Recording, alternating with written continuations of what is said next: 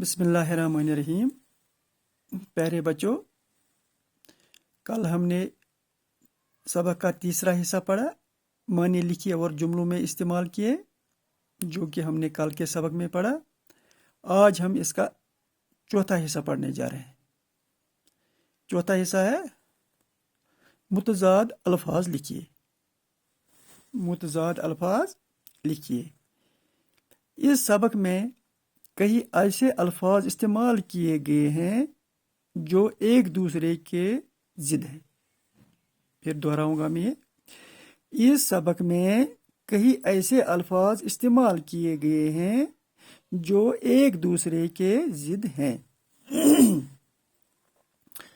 मसलन नेक और बद, अच्छा और बुरा। आप झेल के 8 अल्फाज की ज़िद यानी इनके मुतज़ाद अल्फाज लिखिए। तो अच्छा समझ यवं दपान सबकस मज हसा कि 8 अल्फाज दित यहंद ज़िद तय लेखन छ। क्या छ लेखन? ज़िद। गोडनुक अल्फाज छ जदीद, आसमान, चांद, झूठ, सेहतमंद, ताकतवर, अमीर, गरीब। 8 अल्फाज।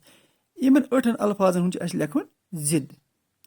जदीद, कदीम, आसमान, ज़मीन, चांद, सूरज, झूठ, सच, सेहतमंद, बीमार, ताकतवर, कमज़ोर, अमीर, गरीब, औरत, मर्द।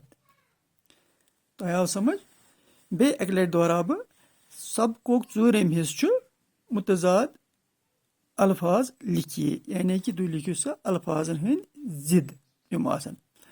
इस सबक में कई ऐसे अल्फाज इस्तेमाल किए गए हैं जो एक दूसरे की ज़िद है। यथ लफ्ज़ सबकस मज कि अल्फाज लिखना आमत यम अकिस बेकिस ज़िद छ। मसलन नेक और बद, अच्छा और बुरा। यम 2 अल्फाज यमो और दिनमत कि तुम कित पठन लिखियो निहिंद ज़िद। ऐसे आप झेल के 8 अल्फाजों की ज़िद यानी इनके मुतज़ाद अल्फाज लिखिए। तुम लिखियो सा इन 8 लफ्जन हंद ज़िद। गोडनुक लफ्ज छ जदीद, कदीम, नौ तो प्रून, आसमान, ज़मीन यानी आसमान तो ज़मीन, चांद, सूरज, जून तो आफ्ताब, झूठ, सच, अपोज तो पोज, सेहतमंद, बीमार, ताकतवर, कमज़ोर, अमीर, गरीब, औरत, मर्द। तो रुफिए टाठे बचो यह सबको आखिरी चूरम हिस्स।